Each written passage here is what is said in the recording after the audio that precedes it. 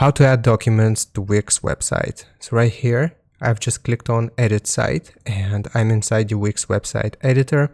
So for this to work, we will use the search tool. So just click on the search tool here and we want to search for document. It's going to look like this. We have upload buttons and document buttons. So we want to click on document buttons and it will show us the different document buttons here for docs, for PDF, and all of the different documents that we can upload here. So for example, I will do this one, docx, and it's going to look like this.